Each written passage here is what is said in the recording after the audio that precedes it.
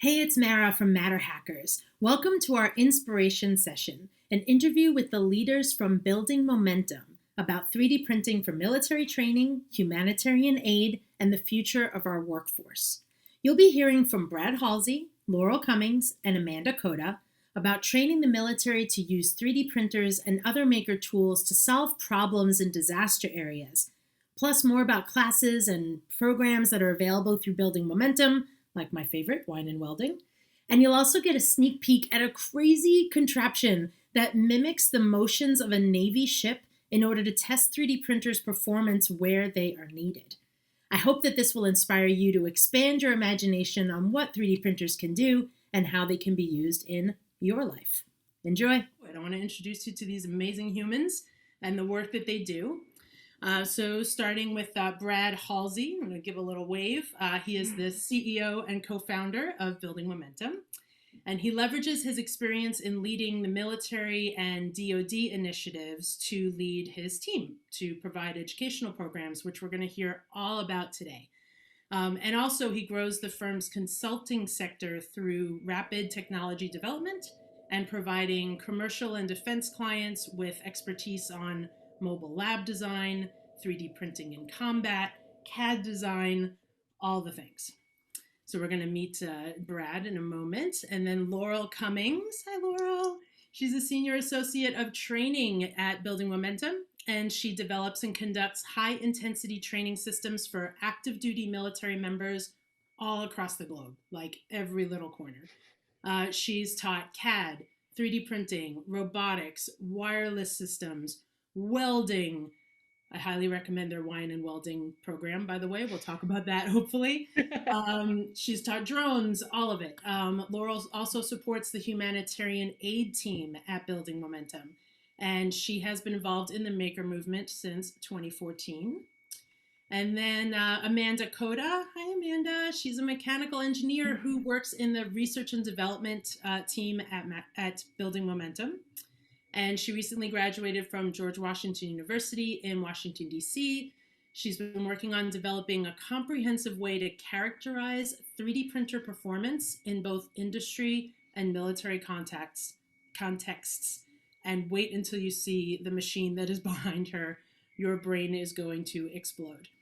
So that's our team. Super excited. Brad, you want to tell us how Building Momentum got started? Give us the origin story. Absolutely. And thanks for having us. This is awesome. We love you guys. We have been friends with Mara for, I don't even know, 5 years, something like that. And when we started getting into this world, we started building our own 3D printers and then immediately realized that like MatterHackers does it so much better. We'll just use that. And so they have been a partner since day one. But yeah, so the short story, the origin story of the company was I spent a lot of time in think tanks and R&D and getting frustrated with why those solutions weren't going to the points of need where humanity was at its worst, like disaster zones and battlefields.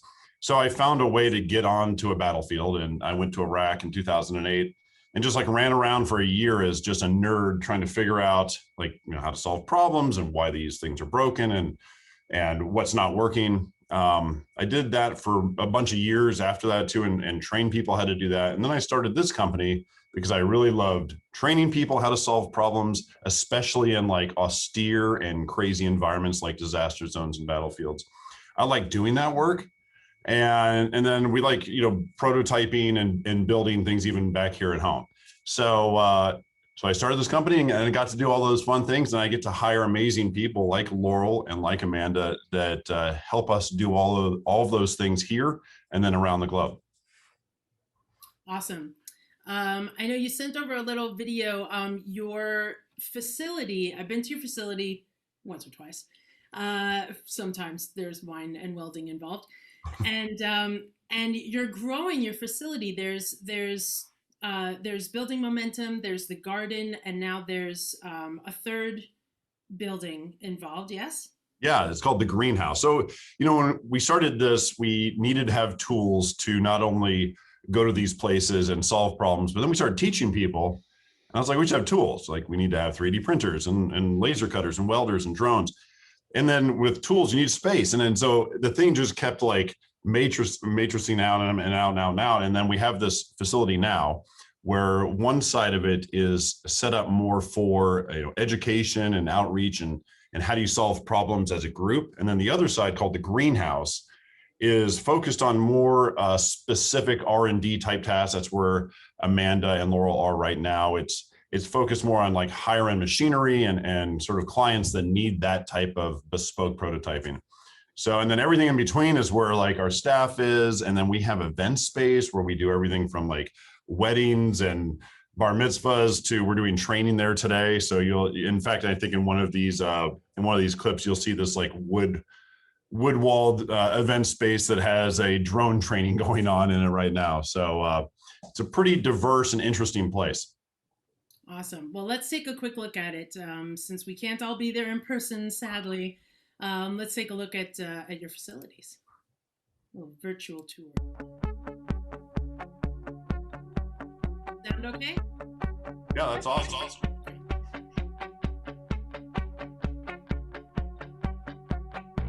So that's the front of our space. Naval X is one of our biggest tenants in our space.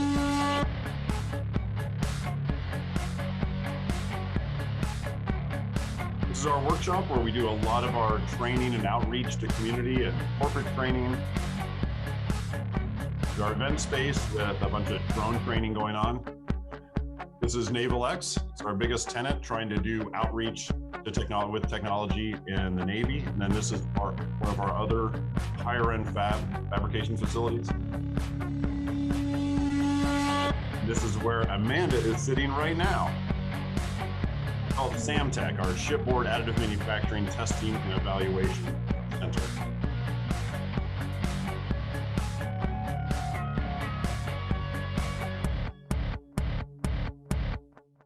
Let's go to Amanda and Laurel. How about Laurel? Why don't you tell us a little bit more about your day-to-day at Building Momentum? Yeah, so my day-to-day is currently being training a bunch of active duty members in drones. So I am part of our training team.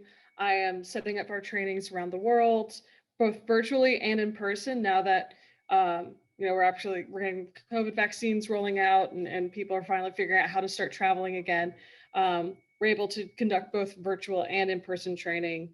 We're developing curriculum, we're evaluating technologies, we're, practicing what we preach.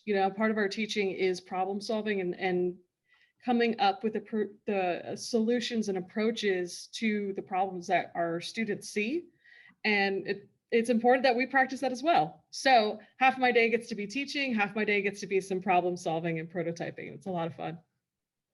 Awesome. And Amanda, how about you? Yeah, so while Laurel's on the training side, I'm more on the R&D side. So I work a lot with clients who come to us with really weird problems, and we have to come up with solutions that are quick and efficient, such as SAMTech, which is what I'm sitting next to, and we'll go through that later. But yeah, we do a lot of really interesting problem solving for people. I have gotten to do things that I would classify as art projects all the way up to really expensive engineering work. So it's been really fun to be able to do such a diverse amount of things. Yeah.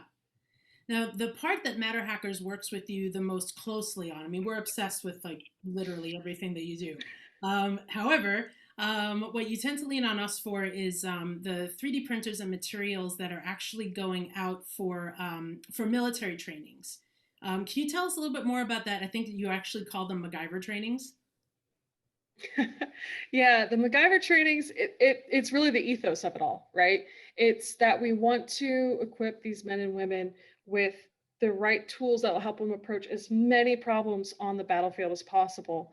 And one of the best tools that we've found is handing actually each and every service member a 3D printer that is theirs at the end of the course that they get to then go on and use to solve not only the problems that they may experience in their own personal lives, right? Everyone's got home projects, but they also can use it to support their work for the Department of Defense.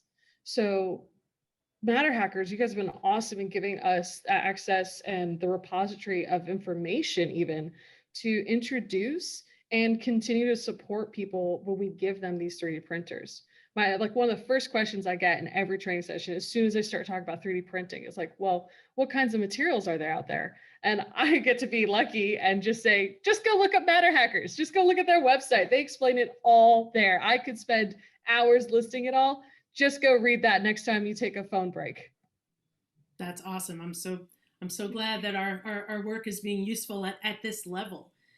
So for those of, for people that are watching this that maybe don't have as much experience with the military, they've never been in service, maybe they've only seen it in movies, like what would a soldier or a Marine, a service person, what would they do with a 3D printer kind of like in situ?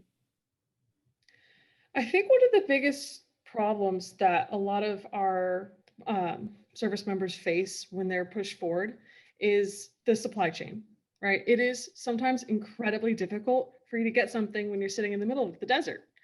One of the biggest things that we've seen people use 3D printing for is filling the stopgaps in that supply chain with things like printable mortar wrenches.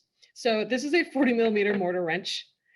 Essentially, there was a point in time where people would have it to carry 2 of these mortar tubes. They're about like 50 pounds each, weigh a ton, take up a lot of backpack space, not great, especially when you have to like hike long distances. So something that they started doing that was, instead of carrying a backup and these mortars, they would just carry this wrench and they would 3D print them. And because you can control the infill and the density, all that good stuff, they can make it exactly the right requirements that they wanted to do. And one of our very first students in our innovation bootcamp training printed this, designed and printed, brought it all the way up the chain of command. And now it's one of the solutions that's in their tool belt. Wow, that's amazing. And I know one of the favorite things, just to throw it back to Brad for a second, you have this phrase that I've adopted it into my general vernacular about, why bringing not just 3D printers, but bringing the maker thinking into the military is important. Do you know where I'm leading you to, sir? Yeah, we have a saying, especially when we work with the Marine Corps. They have a saying, I should say, that we have been poking at, which is every Marine a rifleman. It's an age-old saying within the Marine Corps, and we are trying to change that, because if you only have a rifle in your toolkit, you're going to try to solve things with a rifle, right? If you have a 3D printer and a drone and electronics and mechatronics and soldering kits, now your problem set in your ability to solve those problems has opened. Your aperture is much wider. So we actually are trying to get the Marine Corps to start adopting an idea of like every Marine a problem solver. And you just have different tools. And a rifle, unfortunately, sometimes is a tool that they have to use. But if they can use like 3D printing or some of these other new technologies, and even technologies that are emerging right now, that might make the battlefield actually safer, and maybe we could have less casualties and all that stuff. Yeah, I love that. And it goes back to the right tool for the right job, right? Just like there's little $300 3D printers you can fit in a backpack, and there's ridiculous metal huge $1 million 3D printers that, like, they are both absolutely needed. That's right. Needed for different things. That's right. And you said something, Mara, at the very top. You said you guys are printer agnostic, and so are we. We're very tool agnostic, because all we care about is solving the problem. And if we're overseas in some desert or in some jungle or some place like that, or if we are where Amanda is right now in our lab, the tools need to work, and they need to work in the way we need them to work. And so what she's been doing is setting up this testing process that is reminiscent of the things that we think the DoD needs to have a 3D printer work in, and the tools like that. So that's why I think we're a really interesting partner, not only for you guys, but for DoD and industry, because we actually don't care about the 3D printer in brand or anything or any legacy, or we just care that it's a tool that does the job that we need it to do. Yep. Speaking of which, let's throw it to Amanda. Amanda, where are you, and what is that contraption behind you? Yes, so I am in our lab space with our Shipboard Motion table, and let me switch it over so you guys can see. So here it is. We can simulate different kinds of shipboard motion with this table. So we have heave, pitch, and roll, and then there's two modules mounted underneath this table that can do vibration and impulse. So I can show you guys some different motions here.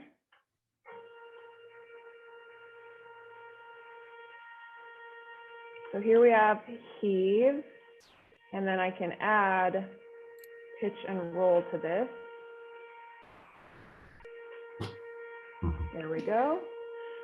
So we can use this table to create a bunch of different motion profiles. And what we're doing with this touch criteria is designing those profiles to simulate kind of different C states. So when we put all of these different 3D printers on them, we can kind of characterize how they're going to perform and how that motion is going to affect your 3D print. So one interesting print that I've been doing is this little finger looking print. And what we're doing with that is strength testing. So we'll print a whole bunch of them with different motion profiles, and then we will go and break them with a hydraulic press and see what the maximum loading is. And we can use that information to kind of characterize what the layer adhesion is and the maximum strength is. And we're kind of still in preliminary testing on that front, but we have gotten some really interesting data based off of different movements and the vibration and impulse, which I can show you guys here. So you'll hear a loud noise momentarily. So underneath the table is our impulse. You can see it. There it is. And that will just give a little jolt to the table. And then the other module that we have is vibration. Let's stop. There we go. And that's on the left-hand side there. So that will vibrate the table. And so we've made quite a few combinations of movements using these 5 different things. And it's been really interesting to test this printer in particular. This is the Laurels 6 is what we're starting with. But we're hoping to get a whole bunch more printers involved so that we can, like Brad said, bring industry closer to the DoD and figure out, what is the best printer to use in situ and just for general use as well. I think I'm getting like seasick just watching this thing. There's a warning on the wall that says possibility for seasickness. Yeah, it's fascinating. I've spent like years on a ship, and I'm looking at that right now, and I'm starting to get like a little sweaty. I'm starting to affect me a little bit. How did that happen? How did somebody say, you know what we need? We needed this. Like what? Yeah, so the Navy actually came to us asking for a gimbal for 3D printers so that they could stabilize their 3D printers while they were on ships. But we decided that we didn't even know if that was a problem yet, if they needed something like that. So what Brad and the team came up with is this contraption that is a much cheaper version of test facilities that already exist that cost thousands of dollars to rent per day. And we said, well, why don't we just come up with a cheaper version to determine if that's even a problem, and then we can take it from there, do some design work with our Marines, see if we can come up with a gimbal after we determine if it's a problem to have 3D printers on ships. So this is what we came up with. That's so interesting, and that is really the difference, and that's where your expertise comes in. Is someone comes to you and says, "Here's the solution we need," and you're like, "Describe the problem." Exactly. Yeah. We'll tell you what the solution is. You tell us the problem. This is fascinating, and I mean, it seems like I don't know, engineering and what it takes to build something like this, but this seems like something that would take months, years, millions of government dollars to even think about, much less develop and build. Like, what was the process for this thing? Yeah, so they had about a 6-week timeline to build this whole thing. And I think, correct me if I'm wrong, Brad, but the budget was around $10,000. And other companies were giving them ranges from hundreds of thousands to millions of dollars to build something like this. Yeah, it was great because another service that we provide not only to the DoD, but we provide this to industry as well, is that we can do something really fast for a very little amount of money to then have a decision point, right? So then now the government can say, do we need to really spend money on a gimbaling system? Do we need to go spend a lot of money on a better shipboard simulator? Do we need to do a different thing here, different thing there? So they're spending, couch cushion change on something that then they might make decisions on millions of dollars for. And it turns out industry is the same way. You get some of these larger companies, even the smaller companies, where we can buy down R&D risk by moving really fast for tens of thousands of dollars in very short timelines. And then that company can make a decision. Do they want to actually make this product? Do they want to actually sell to the Navy and try to fix this motion, or do they not care? That's not really their marketplace. So that's a service that we've been providing to both sides of that coin, and that's exactly where we want to be. We want industry and the DoD to be friends when it's appropriate, and we'll help make those connections through the brains of Laurel and Amanda. Yeah, I love that. And that really kind of goes back to the sort of open source nature that we all come from in 3D printing of like, we're all seeing similar types of problems. Why are we not just working together and making this easier as opposed to like going into our little silos and trying to work it out on our own? We've got a couple of questions that have come on in here, if you don't mind. Let's see. Does the printer have active motion compensation as well, or is that done via software in the printer? None of the printers that we're testing have anything that would combat this motion. The point is to kind of see if shipboard motion will affect the quality of your print. As far as I know, there's no printers out there that would actively combat what this machine does. Yeah, and I think one of the cool things to do is, let's say I see John Olaf here. Let's say Lulzbot wants to check their printer out on this, and we take it through the paces, and it turns out there is no degradation. Well, then they might not need to go down that route. Maybe they figured something out in like direct driving of 3D printers or something that they don't need to take that risk and to go down that path. Or maybe they do and they really want that business. And so that is a step that we're going to be doing next. Amanda is going to be tasked soon with figuring out now how we would do that gimbaling in a same way. Fast, cheap. How can we get to somewhere that works? Do we have to compensate dynamically all modalities of that movement? Probably not, right? We probably just need to kind of get close. So that's what we're going to try to figure out with some of the work that she's doing. Yeah. Another question that came in, any plans to compare and benchmark the different printers and materials on this rig? Yes, that is the entire point of what I'm doing. Yes. And that's super useful, right? I mean, especially for those of us who are doing a lot of work with the DoD and all branches of the military. They're using 3D printers more and more, all different kinds of 3D printers, and it's proven, the use case has been proven. Now it's just a matter of like ratcheting it up and getting the performance to be better, getting it to be more reliable, but also to get it to work under the conditions that they have versus the conditions that are ideal for 3D printing, right? Yeah. Yep. Let's see, there's one more question here. How much is well, this is a little bit more general, so well, I'll ask it now just in case I forget. How much is 3D printing used for equipment prototyping? For examples, human gear like helmets. This person is a specialist in scanning and has worked with USC to do work with the DoD. So the question is kind of about helmets and equipment for prototyping for 3D printing.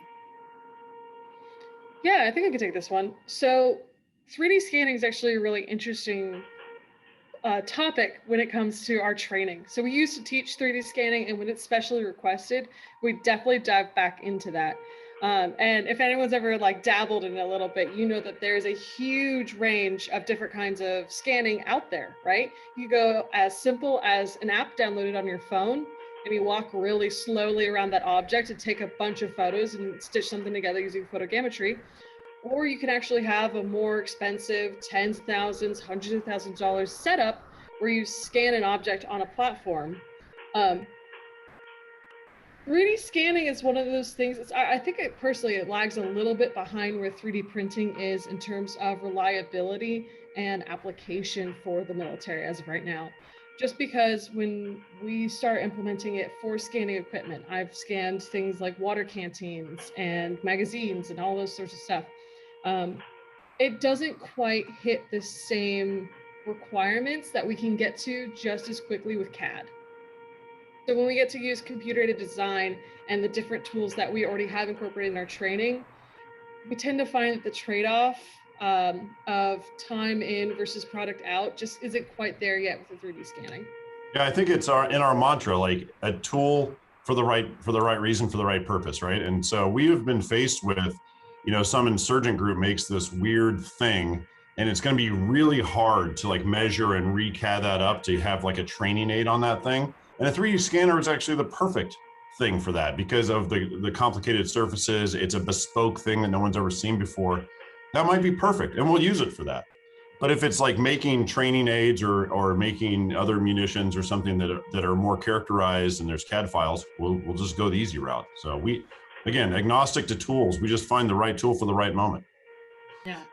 From what I've heard, as far as like doing replacement parts, for example, for legacy parts that are not made anymore, that can be made out of plastics or composites, sometimes actually, like, you could scan it and maybe make something close.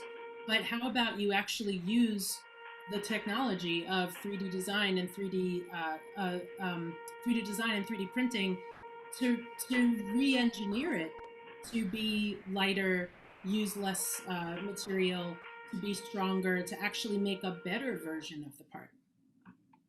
Yeah, I can't agree more. That's a great way to say that. Yeah. And there was one more question. Actually, we mentioned some materials and composites. What are some of the materials that you've been using for either your trainings or to actually, make usable tools? Most of the time it's PLA. That's what we've been testing with. And I believe, Laurel, that's what you guys use in training as well. Occasionally ABS, but a lot of the stuff that we have in-house is PLA. Yeah, and we get asked by the DoD to push on some of those things. So they're always wondering what the state of the art is. So one of our charters is to try new things, to try new filaments. We have, the TPU printers and some of the Ultem printers and things like that. We have some of those to test those things with. We have the resin printers. We have all sorts of things to see if that would be useful for the DoD or for instance, making drones out of Ultem so firefighters can use them. That's a project that we're going to be going down here soon with the local fire department because they want to fly drones through a building to see where the fires are, but their drones maybe not survive even getting through the front door. And so they're wondering if we can make something that is a little more heat resistant. And the answer is maybe. So we're going to try, but we do test those materials. We do test new filaments, and I am always all ears. So is Amanda and Laurel for new emerging, material science in those areas. Yeah. For drones, I know I've seen a lot of like nylon X or nylon G, nylon with carbon fiber, nylon with glass fiber, which can be printed on these, small, simple printers that can be used in situ. But again, it's a matter, nylon is hygroscopic, so it's going to take on water. Do you have a filament dehydrator in the middle of the desert? Is the desert its own filament dehydrator? That is why you call Building Momentum, to answer these questions and more. We've actually done that exact thing in Kuwait, where we had a Mark Forge that was laying, nylon and we were building dry boxes in Kuwait. So that's funny that you said that because that's literally been something we've done. Yeah. Awesome. Well, that machine is amazing. Thank you so much for setting up that kind of virtual demo. Let's actually shift the conversation a little bit to that humanitarian aid. Tell us about 3D printing and humanitarian aid. What does that look like? Well, you know this, Mara, because you guys have been great supporters of our efforts in that space. In fact, when we went over to the Bahamas, when they got hit with that Cat 5, right, kind of before the pandemic, we took a Lulzbot Mini that you guys provided to us. And it was really useful because there are times when you're running around, right as the winds stop, you're trying to, look for survivors, you're trying to get power up and running again. And there are things like when pumps break and there are weird connections that need to be made, and you can only kind of do that with a tool like a 3D printer. And what's great is at the end of the night, when you are cooked off and you are soaked through in sweat, you can just get on a CAD program and just get something on the printer. So when you wake up, you have something to try that against. And that's honestly, in disaster response, that is one of the things that has been the most useful. We did this in Puerto Rico USVI as well, where we have an idea and we just like have a few brain cells left at the night and we just say go. And then we wake up in the morning, we're like, oh, okay, yeah, that is pretty close to what we need. And we will either push on that or hit print again with some modifications and come back at the end of the night and iterate. So that's one of the really cool things about it, is it works while you're sleeping, and sleep is really important in those disaster moments. So that's why I love it as a tool. Yeah. Laurel, what have you seen? You've been involved in the humanitarian missions on the ground as well? Yeah. I was actually thinking almost from the opposite end with Brad, because Brad's talking about like this immediate response element, right? You're at the end of the night and you're just hoping to wake up to a solution in the morning. Something that we've used 3D printing and with Humanitarian Aid is that we went down to North Carolina after Hurricane Florence in 2018, and we were building like a little circuit that was going to help monitor fuel gauges for generators. Essentially, the first version of this we got done in about 24 hours after we landed, after we set up our own little like maker space out of a box truck and an office. And we built this circuit. The very first version was in a sandwich baggie because it's waterproof and we had one. That night we started printing a 3D enclosure. And as the solution iterated and as we talked to the people on the ground who were going to be using that option and using that solution, we were able to, only because of 3D printing, iterate on that design, make those changes and do them in a matter of hours and not days or weeks. Because honestly, days and weeks aren't really the timeline you should have when you're working in disaster response. Yeah, I remember, Brad, I think when you and I first met, it was at a maker fair and there was a disaster happening and you were like waiting by your phone just for the okay to send help to that place. And it was just amazing for me to see that this is, this is what makers do. And when we talk about workforce development and what you do with training, and even what MatterHackers does with working with elementary schools and middle schools and high schools about like, well, why do I need to teach 3D printing in school? Like what it's just a fad. It's just like today's thing. You play with robots. That's nice. It's like, no, this is jobs. Like if you know not only how to use a 3D printer, that's nice, but really being able to use CAD to be able, even if it's just starting with something like Tinkercad, but more importantly, doing those design challenges, for example, where you actually give the kids a problem to then design something to solve and print it and test it out. This is not only the job that you're talking about that you do all the time. I mean, obviously it's the jobs of product designers and, people that work in automotive, people that are doing scanning in medicine to print, models to practice on before surgeries. And then when you're training the people that are in the military, when they get out of service, can you talk about kind of like the kinds of jobs that they're then trained for with this additional training to like go out and get jobs after they're done? Yeah, and everything that I say, it needs to be taken with a grain of salt, because I was the biggest idiot when it came to this stuff. Right out of the gate, when we were doing work over in Afghanistan, and the Army's like, Brad, we should be bringing 3D printers. I was like, no, it's just not gonna. It's not. We don't need that. We need, more electronics and blah blah blah. And they're like, no, we think you're wrong. We're gonna send them anyway. And I was totally wrong. I was so wrong, because I didn't appreciate some of the things that Laurel and Amanda have been talking about, that you can just iterate so quickly. And I think that if you map that now, and actually, move to today, where we've trained almost 5,000 people, over 4,000 service members on, CAD and 3D printing and a lot of other technologies as well. Not only are some of these students getting college credit just for the training that we've been putting them through, it's giving them this idea that you can iterate rapidly on problems, right? It's not this engineering mindset like in universities where you have a semester to come up with your solution to your one thing, or you have to build a contraption by the end of the school year. 3D printers, like, you could print something at night and come in and it's a big spaghetti mess, and then you fix something and do it 6 hours later and try it again and try it again. And it actually, I think, starts changing your brain a little bit on how you solve problems. And I'm the biggest example of that, because I was like, no place for 3D printing on the battlefield. Oh, I'm completely wrong, and I will eat all the crow to the end of the day. And I was the one, dragging 3D printers onto boats to go to islands that are hit and ravaged by hurricanes, because I believed in it so much. So yeah, it totally helps in real life, real world scenarios, not just making Yoda heads and Bodie McBoatface, but doing real things. And that CAD process and that iterative cycle is how R&D works, right? That is how you build things. Yeah. Well, let's talk a little bit about emergency response and community response. Now we're all, fingers crossed, coming out of a pandemic at this point. It's been a little over a year, and y'all have been busy. I don't want to tell your stories for you. Amanda, Laurel, can you tell us a bit about some of the projects, some of the ridiculously inspiring successes, not to put the bar too high, that Building Momentum has been up to in the past year? Yeah, so when things were starting to first really escalate at the beginning of the pandemic, we knew immediately that we needed to do something. That is our mantra here, right? We see a situation, we go, we find the problems, and we start developing the solutions.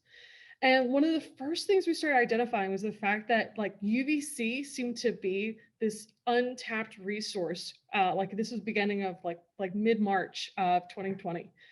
And so in 1 week, we all came together as not even just a company, but just as this group of extremely invested people who just wanted to do something to help. And we built an autonomous UVC robot for probably less than $1,000 worth of parts in 1 week. We had subsets of people working on completely redoing autonomous robotics navigation, which is something that groups of 50 people tackle, and we had 3 people tackling it. We had a whole fabrication team that was tearing apart our shop, ripping apart every project we had used previously. We sacrificed, if any of you guys have looked at our social media, we used to have a robot called Kegbot. I'm a very big fan of Kegbot. I've designed it about 4 times. Kegbot was sacrificed so that we could repurpose the wheels, the sensors, some of the valve, for the UVC robot. And we literally tore all of our old work apart to support this new thing. And when you're in these situations, and it's the same for disaster response, it's the same when we're doing it here at home.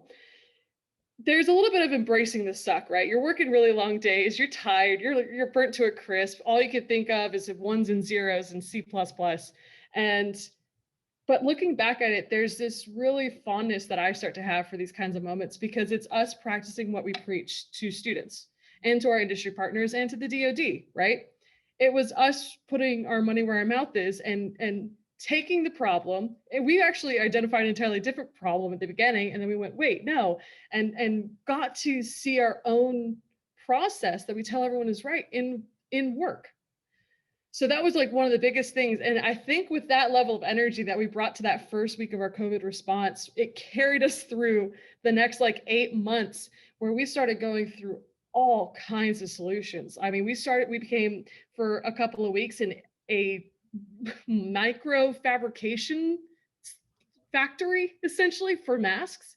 We were laser cutting and vacuum forming all of these masks that we were sending out to DoD clients. We've done super cheap, accessible UVC cleaners. We've been cleaning iPads for schools around the area. We've been sanitizing masks as they get delivered to hospitals, because everyone got really into sewing and donating masks when we were still dealing with that PPE shortage at the very beginning of all this. Brian, am I missing anything? It feels like I have to be. Talk about the desks. The desks. Yeah. Yeah, I mean, I can jump in on that one too. So during all this, we're making contact tracers, we're building shipping container size UVC sanitizers and all these other things that Laurel was saying. And so we try to go back to school, right? And I'm on a Zoom, and I look across the Zoom of my kindergartner, and I see other kids huddled around tables, because there just isn't enough space in some of these homes. And so sort of simultaneously at the same moment, my chief creative officer is coming up with a scheme to put in a drive-in movie theater to help fund some of our disaster response activities. And it was like a perfect marriage. You know, come watch Star Wars on the big screen, and then that money will get donated to make desks that we invented. So we invented these desks for kids that just have sides on them, and they were all CNC milled out using CAD files, you know, initially on one of our big shop bots. And we were just giving them away to kids, and no questions asked. If you need a desk, regardless of your economics, come in and grab a desk. And so my chief creative officer, Alan Brooks, was on the other side creating the money through the drive-in, and we were just giving these things away. And it was fantastic. It was soul fulfilling, and it's exactly what we needed to be doing during the pandemic. That's amazing. Anyone that's watching live or the recording, please follow Building Momentum and The Garden on LinkedIn, on Twitter. I'm guessing you're on Instagram. I'm old school, so I don't know. But I mean, they're such an inspiring follow. You just, you know, you're scrolling through LinkedIn one day and you start to see this like Roomba looking thing, only it's disinfecting the entire room. I mean, it's just, and then all the desks, you know, you talk about it and you're very humble and I appreciate that, but good Lord, you all did incredible, impactful, repeatable work during this time when, you know, everybody was doing what they could to chip in, but you know, what you've built, you were really prepared. You were prepared for this. This is disaster relief is what you do. Yeah, and Mara, thanks for that. And as you know, we can't do these things without people like you. I mean, actually, you were the one that provided us the first vacuum former, some of the first 3D printers of all this stuff. And you know, we have this very diverse staff that allows us to solve really hard problems. But it's also our friends like you, friends like our 3D printer friends. That it just, when you go into a disaster, you have to have these friends, right? You just can't do it yourself. So thank you for all your support. Please pass it on to the MatterHackers team. They are fantastic. Every time we've needed customer support, you guys are on it like a lightning bolt. So you guys are a great partner. And anyone listening, please consider them a partner, because no joke, we're in the worst parts of the world, seeing the worst parts of humanity, and MatterHackers is right there next to us, you know, in a phone call, in an internet search, or, you know, Meryl will answer the phone at any time, day or night for us. So thank you so much for that support. You're welcome. You're welcome. Big old love fest.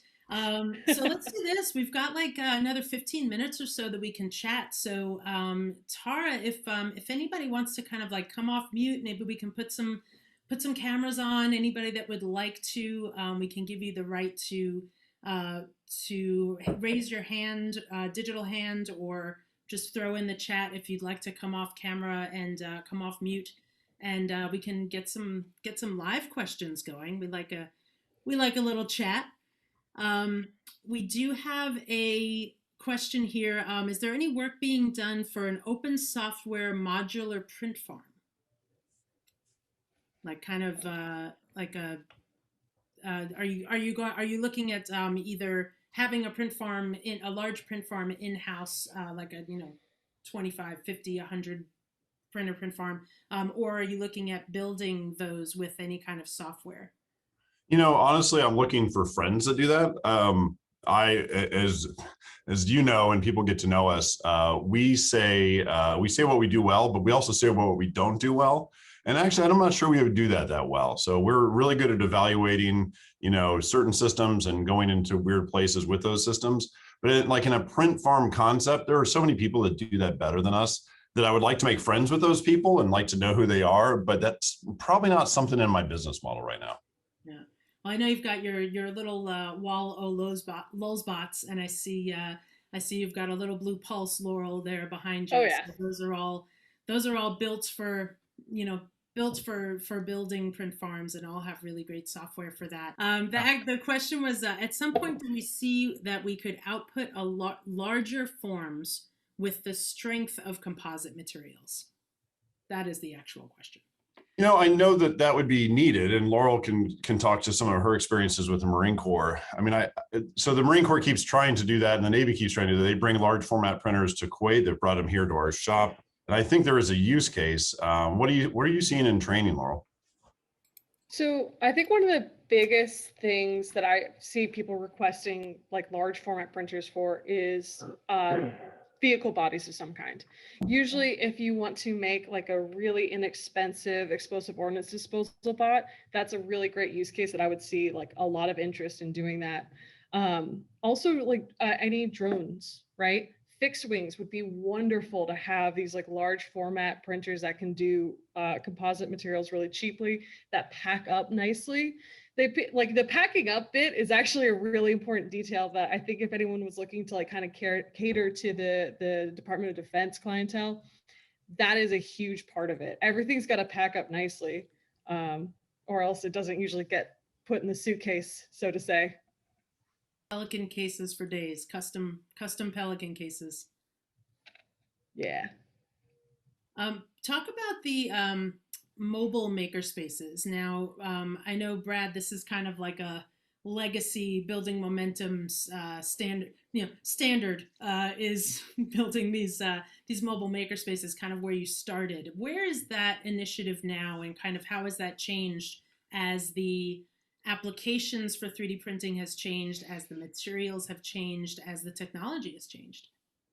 Yeah, and Amanda's been one of the people doing the actual building of that mobile lab that is in our parking lot right now. But the actual reason we started into this space was just to push the technology closer to the point of need. And 3D printing is extremely transportable that way. And so you just need, honestly, just a little power, not even that much power, and you can get off to the races making things. So our mobile lab that's in our parking lot is getting ready to go to potentially Japan, which would be really cool.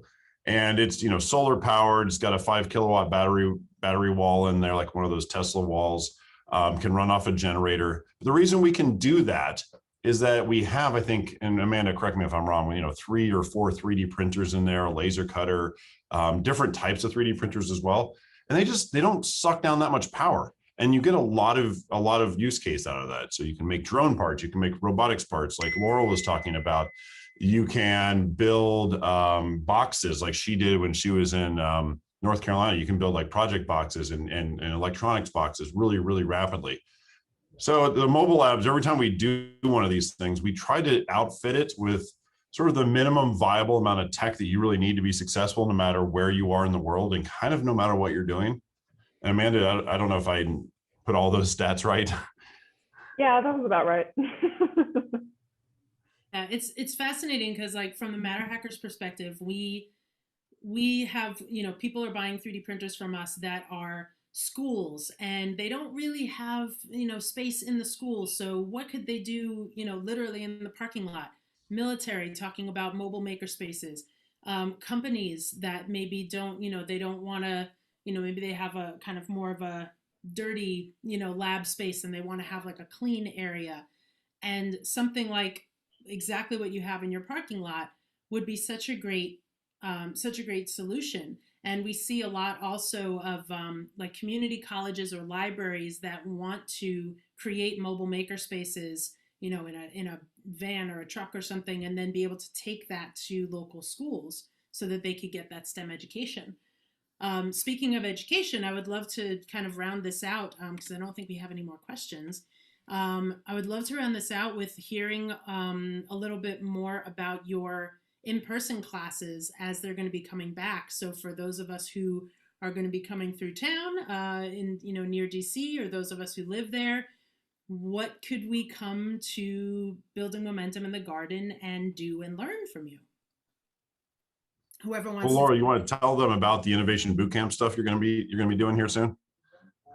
Yeah, so we've taken a lot of time during all this individual time that we've had for the last year to develop a lot of really exciting programming. Something that we're actually starting this summer is going to be led by our good coworker Cecily, is the Innovation Academy. So this Innovation Academy is our foray into running summer camps and bringing the same kind of problem solving that we've brought to battlefields, to disaster zones and everything, to your 6th grader.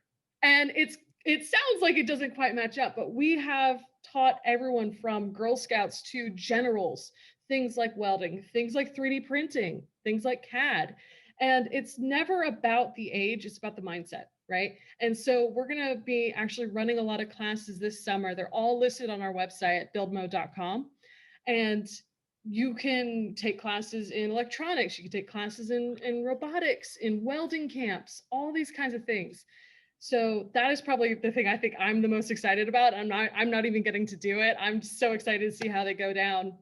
We also have Mother's Day and Father's Day classes coming up. We have a Mother's Day welding class that's going to be happening soon. That's next weekend, in case anybody else forgot. And then Father's Day in June, we have a father's woodworking class that's also going to be happening. Plus, we do our wine and welding, kind of one of our flagship date night or friend night activities. Mara's a huge fan. And those happen about once or twice a month, and just kind of keep an eye on our calendar and on our social medias, and you can snag up tickets when those are available. Yeah, we have so much programming actually coming up here soon that we're hiring like crazy. So we have a careers page at buildmode.com. So please check it out. And we are hiring for some of those classes. We're hiring people to work with Laurel to go do training around the world. We're hiring for people to work with Amanda to build the crazy things that we're always being asked to build, from fake fossils all the way through to, you know, helicopter cockpits. We're getting asked to do all sorts of crazy stuff. So please submit resumes, and yeah, keep staying tuned to not only buildmo.com, but thegarden.net, where you'll see a lot of our programming being unleashed over the next few months. In fact, we just hired some people to help us with that. And so, yeah, please check it out, submit resumes, and come visit us. Awesome. Thank you so much, all of you. If I could split myself in two and work in both places, I would apply for all of those jobs. Yeah, thank you so much for your time. Brad, Amanda, Laurel, sometimes Alan, thank you so much. Any closing remarks? Otherwise, we'll... No, this has been great. Thank you so much for having us on here. And we just love doing these things. We love showing the world what MatterHackers and what 3D printing can do. And I honestly just like showing off my staff. I think I have the best staff in the world. So if you think you can run with this group, please send us your resume. Yeah. And like, I just love that most of your staff, or a lot of your staff, while fully qualified, have backgrounds in like theater and music. And like, it's not it doesn't have to be a typical career path. That's right. And, you know, I say this all the time, Mara, is that, you know, we're a problem solving company, and to solve hard problems, you need a diverse staff. It's not a nice to have, it's a must have. You have to have the different perspectives and the different backgrounds, educational, you know, ethnic, you know, religious, political, all those things. You have to have all those different backgrounds, or you can't solve our hardest problems. So yes, please send me everything. Awesome. All right. Well, thank you all so much. Thank you to our live listening audience. Thank you to our listening audience. My name is Mara from MatterHackers. Thank you for attending our inspiration session. And we look forward to seeing what you make. See you next time.